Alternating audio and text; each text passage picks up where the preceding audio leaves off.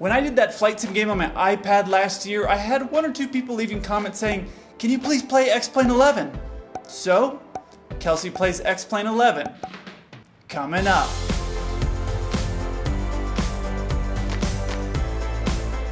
Hey 7-4 crew, welcome back. If you don't know me, my name's Kelsey. I'm a 747 pilot.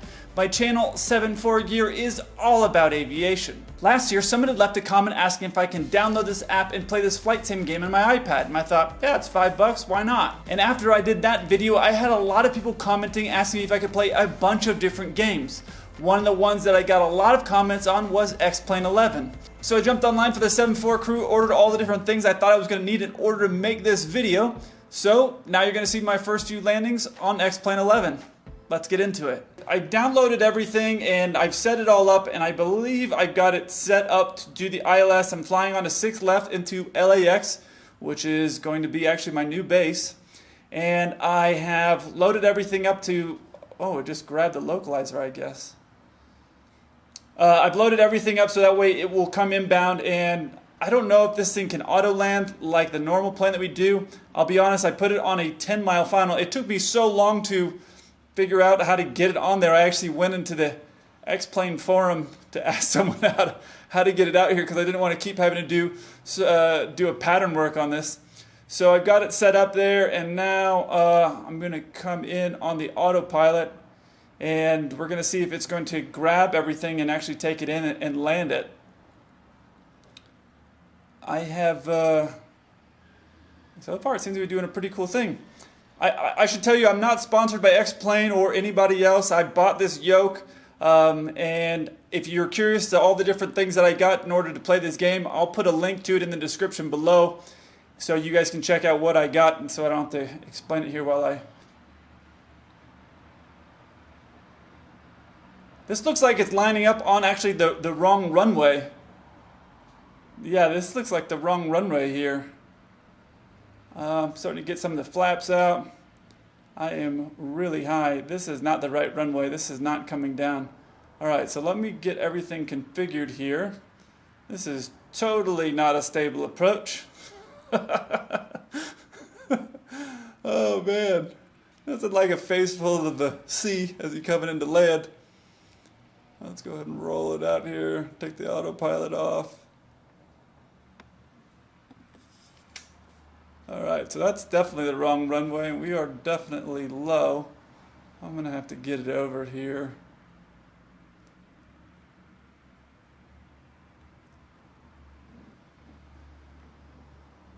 This is not ideal. Alright, now I got this. Alright, now come on back.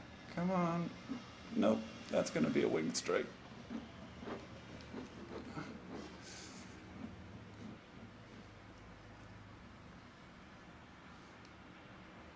Oh, you can steer on the ground with your yoke. Just for all of you that are wondering, that's not how it actually works in real life. Alright, let's see how this looks on the replay. I don't think this is going to be a very good landing. That looks good. I'm fully configured for totally the wrong runway. And then sliding over. Now, in real life, sometimes they'll actually have you slide over. Usually not that close, but I've had them do it. Usually not in the 7-4 either, but on smaller jets, I've had them asked to slide over a runway, so that's not too uncommon. But, whoa, that right wingtip is way too low. Yeah, that's definitely, I'm pretty sure I would have struck an engine if I did that. One thing about flying heavy jets is you always want to have the wings level always when you land. Because obviously if you have a pod strike, that's going to be a big deal. Alright, well, at least I finished in the middle of the runway. Let's see a different angle. I'm going to see a different angle from the runway, see if I can load that up. Alright. This is actually pretty cool. You get to see all these different angles.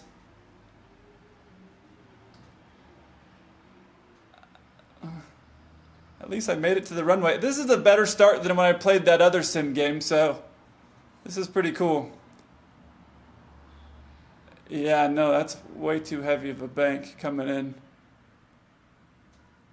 But that's a really cool shot though, isn't it? Let's see if I have a...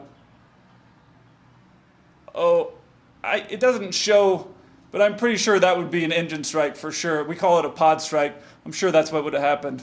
All right, so since that did work really well, I'm going to try to just hand fly it in and see if that goes better, because that, for some reason, it was lining up on the wrong runway. I don't know why, and it didn't catch the glide slope. I know how it works on the real plane, but for some reason I couldn't get it to activate on here. I don't know if it does auto land. This is like my second day messing with this, so I got to see how it all works, but it's pretty fun actually flying with this yoke and stuff. It's pretty cool. All right, let's do it again. I'm going to hand fly it and let's see how it goes this time. I'm messing with all these different settings, and I found this one where it takes you around the whole plane. It's pretty cool. I'm all configured up, ready to, well, I'm not configured, but I've got the gear down. And we're inbound. I set it on a 10-mile final coming in. And while most of you know I don't fly for United, I have flown some of their 747s, so it's actually pretty cool. They have a little bit of a different setup than some of the other planes that we fly. Let me get us back in here. All right, so there's been some things that on that last one that didn't seem to work out quite right. And the reality is I don't know if it's me messing up how it's supposed to be done, or it's actually the game isn't set up for all the same features that we have on the actual plane. So we'll just do a little hand flying here and see how this goes, and hopefully it ends better. And I selected it again, same thing, 6 left, because we don't normally land this way. Normally we end up taking off this way, mostly because the noise abatement coming out, they want it to be as quiet as possible, and so we take off over the water, and usually we land coming in over the water.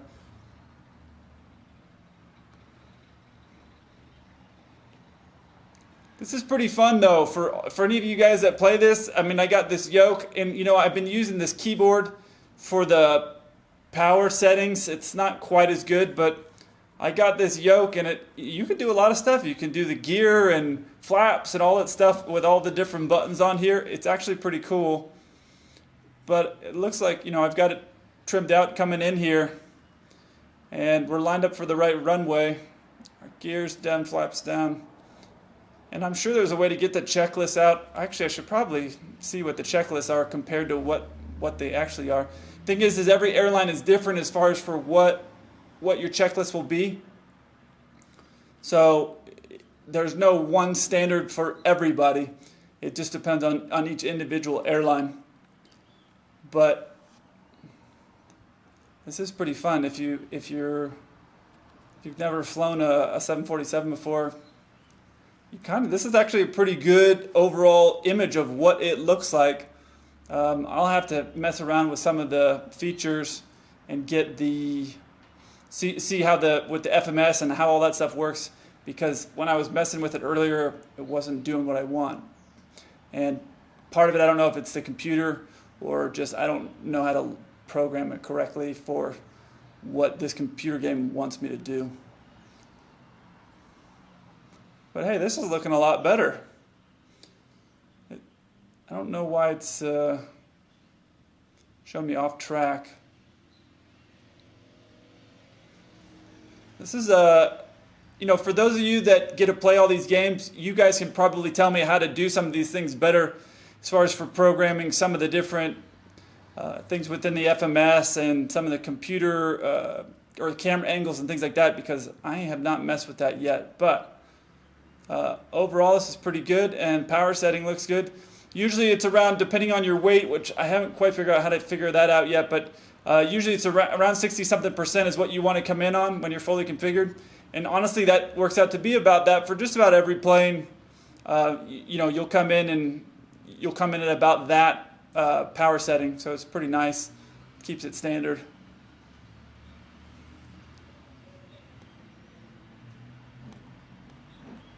Wait, no, a little bit off of the center line.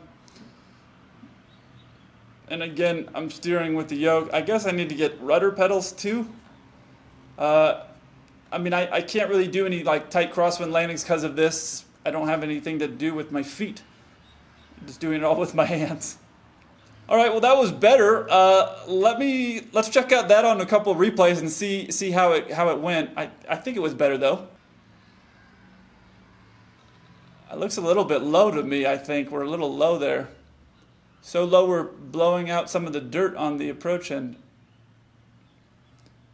Oh, it looks like I maybe bounced it a little bit. All right, but a better start than the first one. Let's see about coming in over here off of the other runway.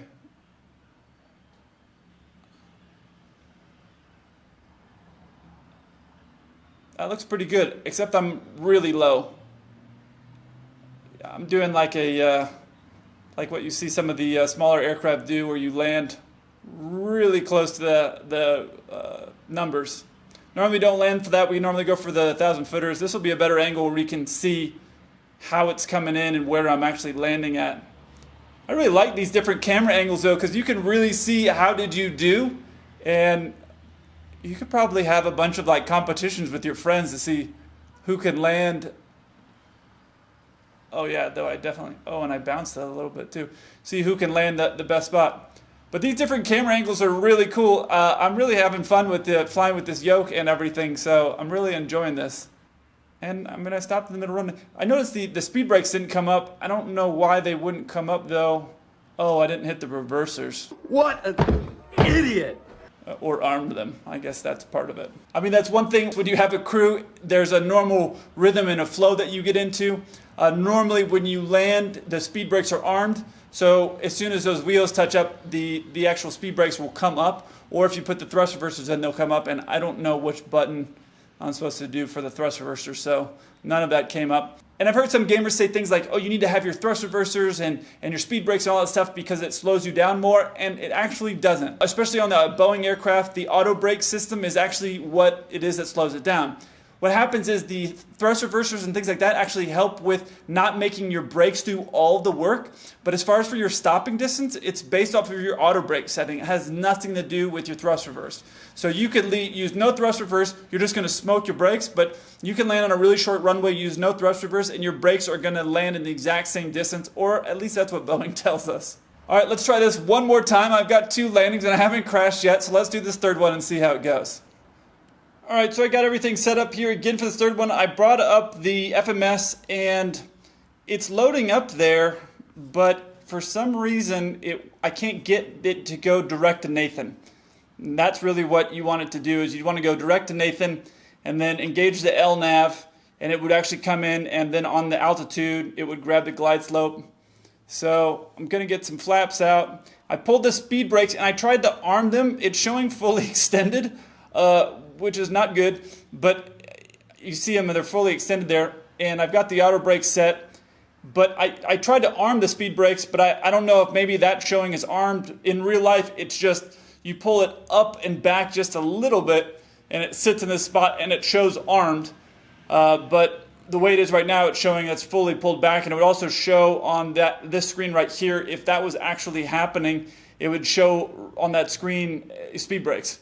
So that, I don't know if that's me or it. I'm not quite sure. And you know, I know this is a $60 game, and it's not meant to be the same as a couple $100 million aircraft.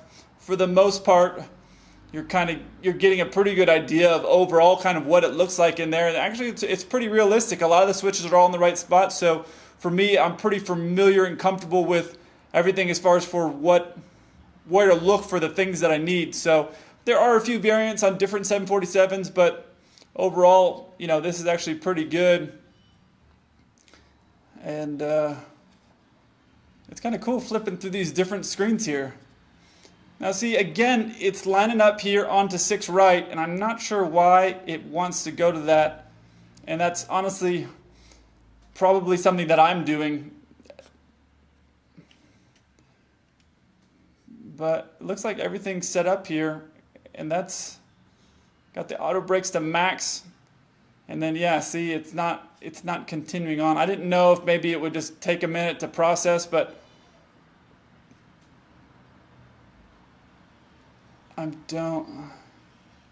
it's pretty cool, all these shortcuts you can do on the keyboards. to get to the different screens and the mouse. I mean, I got a lot going on. I guess it's time to head towards the runway we're supposed to be on, since I want to be that guy landing on the wrong runway.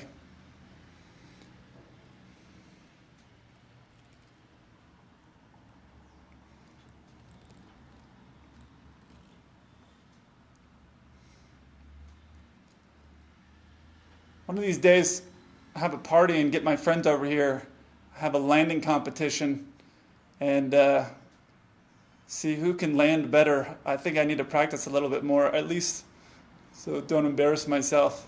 Even though these are like my first couple landings ever and I'm putting them on the internet, but you know, I don't know, 7.4 crew loves me, so. I'm actually headed up to Recurrent next week. So if you guys are on the Instagram, I'll show you some pictures of the simulators that we fly on. It'll probably be on my stories more than anything. So this is not going where I want it to go. This yoke is pretty cool. I mean, the plane responds a little bit differently, obviously, like every plane, and obviously they can't make the game respond exactly like the plane does. But I'm going to get here and land. And where's the key for the speed brake thing? Oh, look at me going off. I think that's it. And now I'm almost going off the runway. Come on back to the runway. There we go. Well, we landed all 3 landings. None of them were really good, but let's see what some of these look like on the replay, though. I'm kind of curious to see how this one looks like. I think this is honestly one of the best angles. I think it's so cool to be able to see the plane from this angle. Obviously, you can see I got all the flaps all the way out to 30, which is nice. And it looks like, oh, I didn't pull the power back fast enough. I really think I need to get one of those throttles because I floated that thing. But I made it into the touchdown zone, and that's the rule, into the touchdown zone. And then obviously I'm going way off of the center line here because I'm looking for the button. What actually happens in real life there is when you land, the speed brakes will come up, right, because they'll be armed, and you'll have the thrust reversers out, and the other pilot will look down at the screens and say, speed brakes up, reversers normal. So that way you know without having to look away from what you're doing, which is land, and maybe keep your crosswind component in, and keep yourself going down the runway with the pedals. The other pilot will let you know exactly what's going on. So that's what actually happens in real life. You wouldn't be looking down if you were ever flying the plane by yourself, which I don't know what scenario you'd be doing it in. All right, let's see how the rest of these replays look. I think this is a pretty cool angle to come in from the other side. I'm pitched up a little bit high, but it's a better descent rate. Yeah, that's definitely a better descent rate than what I did on the second one, but I floated. I kept the power in too long. Yeah, you can tell I'm kind of rocking the wings a little bit. You don't really want to be doing that. You're just trying to maintain the center line. But you can see I'm at a better descent rate, and that's probably why the plane didn't. See, if I pulled the power back at about 50, and I cut off all the audio so that way I could talk to you guys, I wasn't talking over it, but normally what you'll hear is about 50, and you'll pull it back a little bit, and then at about 20, I like to start pulling the power all the way back. These landings weren't that great, and I think part of the problem is that on one I pulled the power back too soon, the other one I kept it in too long. But as far as for maintaining center line and things like this yoke does a pretty good job, and obviously it's a lot better than moving around on your iPad. But if you've ever wondered why pilots have hard landings in real life, I'll put a link to it right here. I look forward to hearing from you. Until then, keep the blue side out.